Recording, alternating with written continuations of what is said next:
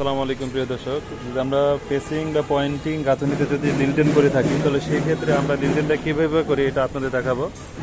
এই যেটা হচ্ছে ফেসিং গাঁথনি।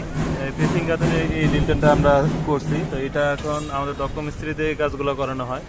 আর এই যে এখানে আমরা কাঠাম রেখে দিচ্ছি ফেসিংয়ের, এইগুলো যেন আমরা আবার গাঁথনি করে ফেলতে পারি। এখানে যে ফেসিং গাঁথনিটা করবো, তো এখানে আমরা গ্যাপ রাখার কারণ হচ্ছে এটা আমরা ফেসিং গাঁথনি এখানে আবার ইট কেটে বসাবো। তো সেই ক্ষেত্রে আমরা 30 মিলি ইটটা কাটি। এখন দেখো তো কত মিলি আছে, 28 আর 2 মিলি সিট, এই হচ্ছে 30 মিলি। 30 মিলি আমরা যতটুকু হচ্ছে ফেসিং গাঁথনির উপরে লিলটেনটা রেস্ট করবে, আমরা 300-350 মতো রেস্ট করাই। তো এতটুকু হচ্ছে 30 মিলি ভিতরে যাবে। আর এখানে যে লিলটেনটা আছে এটা 12 মিলি আমরা ভিতরে রাখছি ফেসিং গাঁথনি থেকে। আর এখানে আমরা বাংলা ইট দিয়ে গাঁথনি করব এবং পরে প্লাস্টার করে দিব। 12 মিলি রাখার কারণটা হচ্ছে যখন গাঁথনিটা করব তখন